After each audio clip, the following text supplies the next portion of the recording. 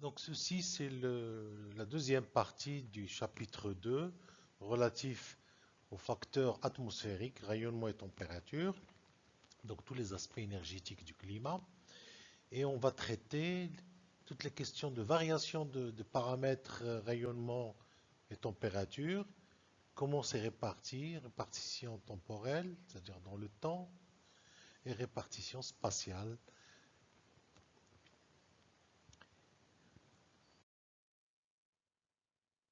Alors, les variations et les répartitions du rayonnement de la surface terrestre, tout d'abord, on va traiter les questions de périodicité saisonnière et journalière.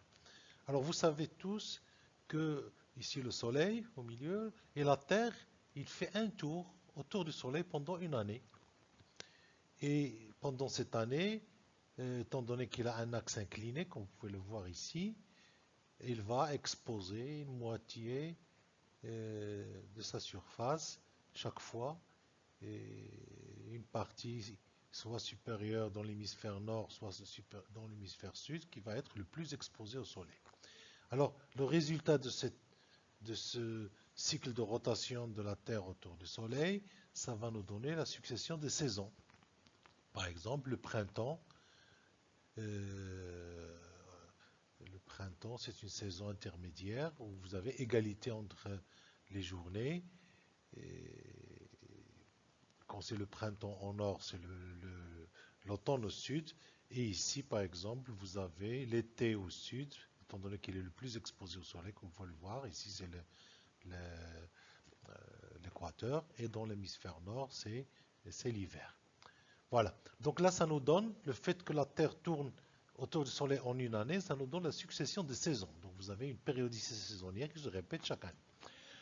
Autour de son axe, la Terre, il tourne une fois par jour. En 24 heures, il fait le tour et du coup, il expose la totalité de sa surface au Soleil. Et en fonction de saison, vous allez avoir donc une répartition de l'énergie, de la température en fonction de la nuit et du jour. Donc c'est une répartition plutôt journalière. Alors ici un exemple de toute la planète Terre, comme on peut le voir ici. Ça c'est la moyenne de question de l'énergie reçue par la surface terrestre. On voit que la partie moyenne de la Terre, il reçoit plus d'énergie, c'est rouge, jaune, et les parties au pôle reçoivent moins d'énergie, c'est en bleu, donc c'est froid. En janvier, par exemple ici l'image en 95, on voit bien que la zone bleue descend plus bas, c'est l'hiver dans l'hémisphère nord, alors qu'ici dans l'hémisphère sud c'est plus jaune et rouge, donc c'est chaud, c'est l'été. Et pendant le mois de juillet, c'est plutôt l'hiver dans l'hémisphère sud et c'est l'été chez nous, par exemple, dans l'hémisphère nord. Donc ça, c'est une question de rotation de la Terre autour du Soleil qui expose soit l'hémisphère nord, soit l'hémisphère sud au Soleil. Alors, le résultat, on va prendre ici Paris et on va comparer pendant les mois de l'année, donc ce sont des moyennes, quelle est la durée du jour et quelle est l'insolation. La durée du jour, c'est la période entre le lever du soleil et le coucher de soleil. Alors, comme on peut le voir, c'est la première couche ici en petit point. En hiver, au mois de janvier, à Paris, la durée du jour en heure, il est de 8 heures. Ça veut dire que la journée, et c'est 24 heures, mais le jour, c'est-à-dire où il y a de la lumière, ce n'est que 8 heures. Et bien sûr, ça veut dire que la nuit, elle dure 16 heures. Alors, comme vous pouvez le savoir, chez nous, pareil, à Marrakech, en hiver, au mois de janvier, décembre, la durée du jour est de 10 heures et la durée de la nuit est de 14 heures. Quand on arrive au mois d'été, juillet, juin, juillet, ici, on arrive à 16 heures, c'est l'inverse. Donc la durée du jour dure 16 heures et la durée de la nuit ne dure que 8 heures. C'est-à-dire l'inverse de ce qui se passe en hiver. À Marrakech, c'est plutôt 14 heures la durée du jour et 10 heures la durée de la nuit, en plein été. Ça, vous pouvez le constater avec le mois de Ramadan. Quand on va jeûner au mois de l'été, la journée dure plus longtemps entre le lever et le coucher de soleil. Et si c'était l'hiver, la durée du jour va durer moins longtemps. Donc ça, c'est la durée du jour. Et ça, c'est des variations liées au fait que la Terre tourne autour du Soleil. Et bien sûr, ça nous donne des variations à l'échelle de la journée. Alors, si on considère l'insolation, l'insolation, c'est la durée où il y a le soleil. C'est différent de la durée du jour, parce que si le jour dure par exemple 16 heures en plein été, au mois de juin, juillet, ça ne veut pas dire que vous allez avoir 16 heures d'insolation, où le soleil brille. Des fois, il y a du brouillard, quand il y a des orages. En hiver, c'est pareil aussi, vous n'aurez pas 8 heures, mais vous aurez moins, 2 heures par exemple, en moyenne à Paris, parce qu'il y a du brouillard, il pleut, donc les gens ne voient pas le soleil pendant plusieurs journées. Donc ça vous montre que l'insolation, il diffère, mais regardez, les deux courbes, ils ont la même forme. On voit bien que l'hiver, les durées diminuent et qu'au maximum, on les enregistre en plein été, que ce soit pour la durée du jour ou pour l'insolation. Alors, on prend notre paramètre, cette fois-ci le rayonnement solaire, c'est-à-dire la quantité d'énergie en calorigrammes par centimètre carré par jour. C'est le rayonnement solaire.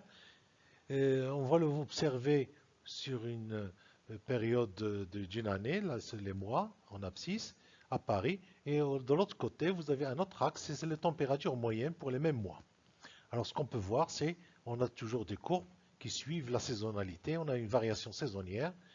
Ici, par exemple, le mois de janvier, l'insolation ou bien le rayonnement solaire, il est de 50 unités calorigrammes par centimètres carrés par jour, et alors qu'en été, il va monter jusqu'à dépasser des valeurs et s'approcher même des valeurs de 500 calorigrammes par centimètre carré. La température, on voit qu'il suit la même forme, mais il y a un petit décalage. En printemps, par exemple, ici, il y a un décalage, puis après on va le retrouver, et les deux courbes se rapprochent plutôt après l'été. Ici, ce décalage, il est dû au fait qu'il faut beaucoup d'énergie pour augmenter la température.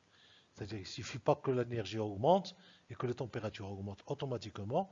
Ça demande, il y a de la neige, il faut faire fondre la neige, il faut réchauffer l'air. Et ça demande, ça absorbe une partie de l'énergie reçue. Et la température, il suit.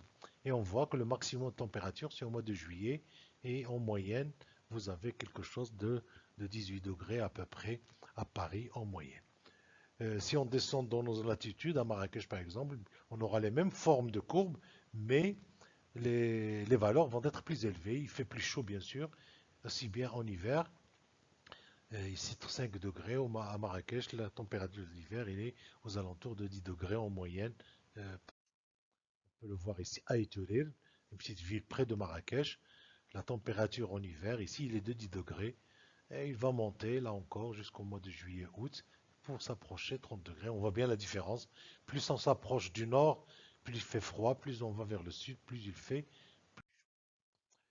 Alors maintenant, on va voir les variations spatiales des paramètres stationnels. Alors bien sûr, c'est une conséquence de la quantité d'énergie reçue à la surface terrestre. Le premier constat, c'est ce qu'on voit dans les montagnes. On a parlé la dernière fois qu'il y a un gradient thermique altitudinal dans, dans la troposphère, la couche la plus basse de l'atmosphère. Ce gradient, il est à peu près de 0,65 degrés par 100 mètres, c'est-à-dire on monte de 100 mètres et la température diminue de 0,65 degrés. Donc c'est un gradient régulier. Et du coup, si vous vous mettez dans une zone de montagne, plus on monte, plus il fait froid. Et vous avez des étages. Et on voit une succession. Donc c'est le résultat de cette conséquence. Une répartition de la végétation. Ici, vous avez des cultures. Là, il fait frais. Les gens peuvent habiter. Il ne fait pas très froid. Et plus on monte en montagne, plus vous aurez des forêts, que ce soit des feuillus ou bien des conifères, puis après une zone où il y a beaucoup de neige toute l'année. Donc ça, c'est le résultat justement de ce gradient. Et là, vous avez des répartitions de la température à l'échelle donc stationnelle. Ici, on a pris donc l'altitude. Si on prend à l'échelle planétaire, donc on voit, ça c'est chaque courbe représente des courbes d'égale température et on voit que vous avez des courbes horizontales qui sont parallèles aux courbes de latitude et les zones les plus chaudes c'est au niveau de l'équateur et au plus on monte vers les pôles, que ce soit vers le sud ou vers le nord, la température diminue. Donc ça c'est une carte de répartition donc de température. Bien sûr il est le résultat de la quantité d'énergie reçue à la surface terrestre. Les zones entre les deux tropique du Cancer au nord de l'équateur et tropique du Cancer de Capricorne, pardon, au sud, et sont les zones qui reçoivent le plus d'énergie. On voit ici la partie de l'Afrique, c'est la plus chaude à ce niveau-là, par exemple.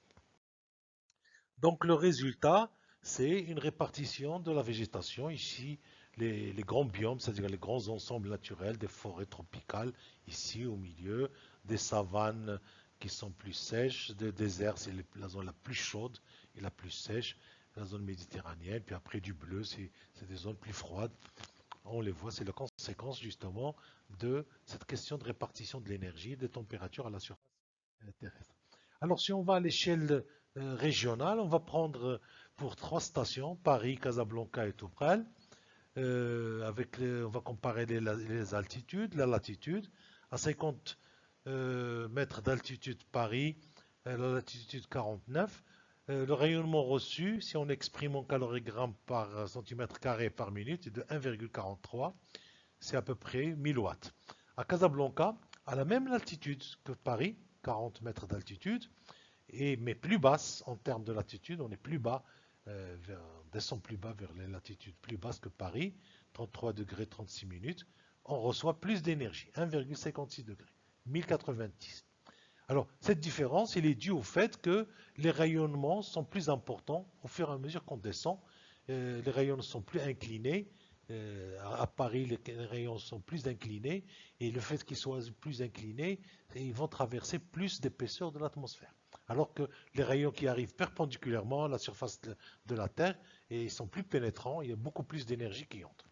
Ceci, on va le voir quand on comparera le Toubkal. Le Toubkal, avec 3600 mètres d'altitude, a une latitude voisine de ces Casablanca. Les deux stations sont au Maroc.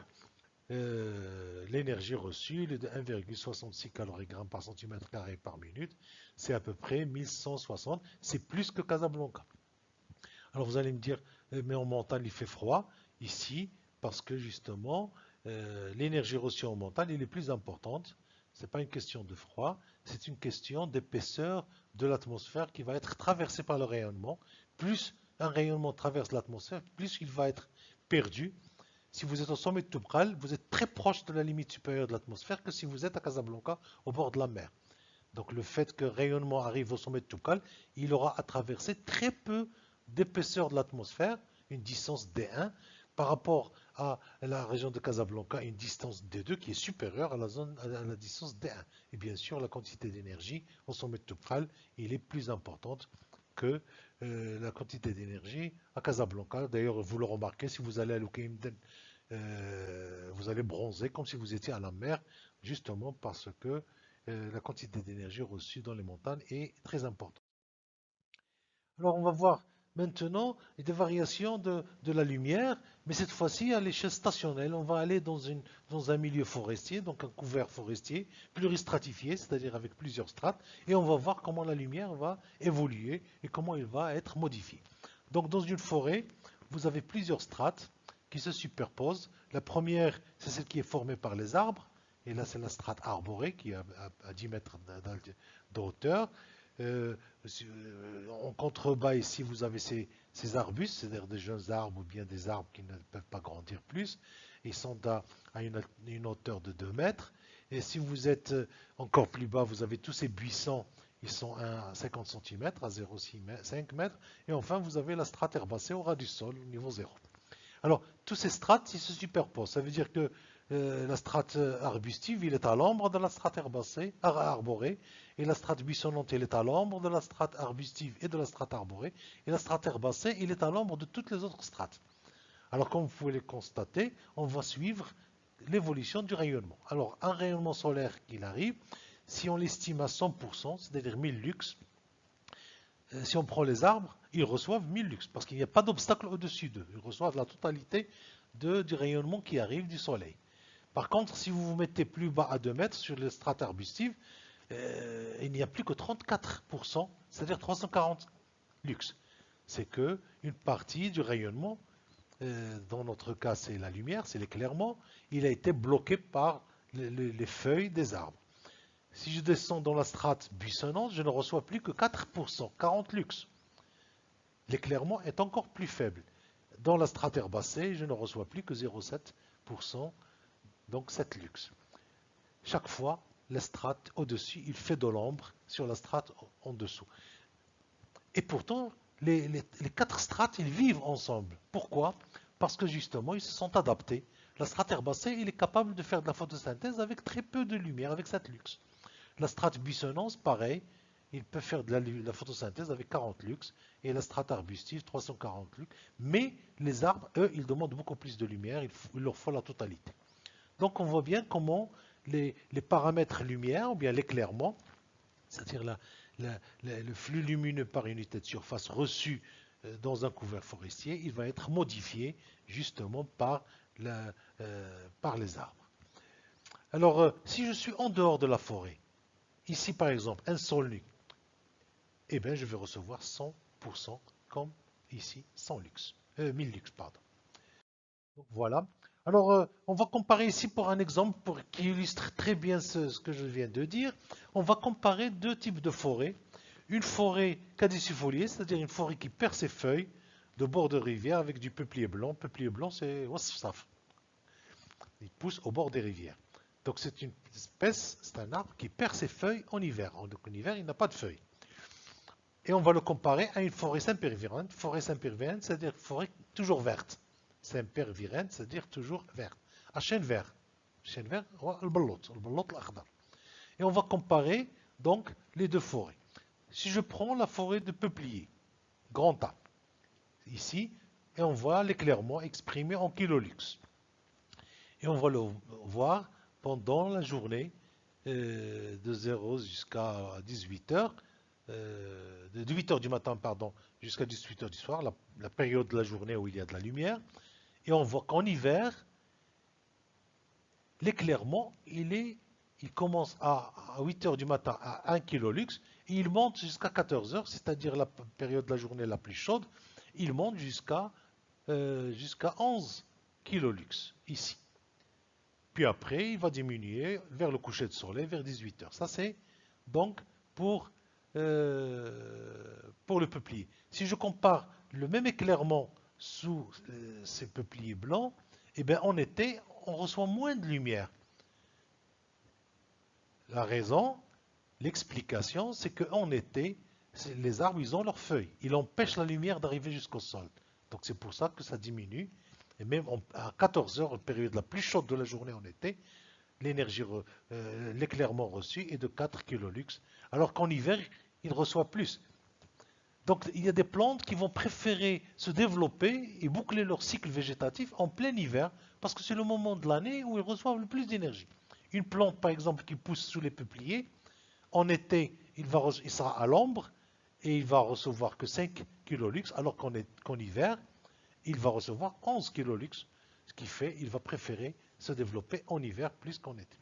Si je prends maintenant les courbes B, c'est-à-dire celles relatives à la forêt sempervirente de chêne vert, les deux courbes sont très proches, il y a un tout petit décalage, mais étant donné que les arbres ils gardent leur feuillage toute l'année, il n'y a pas de chute de feuilles, ils ne sont pas caducifoliés, la quantité d'énergie, le maximum à 14 heures, il est à peu près le même, de 4 kilolux, et on voit qu'il est semblable à celui des peupliers en hiver, en été, pardon, 4 kilolux ici, 4 kilolux, 4 kilolux et demi. Donc, on voit bien le rôle du couvert. Si vous avez des feuilles en hiver, on reçoit plus ici qu'ici. Ici, les deux courbes se ressemblent et c'est l'effet justement du couvert continu des plantes. Donc voilà pour ces questions de variation de la lumière, de l'énergie. Je vous ai donné des exemples.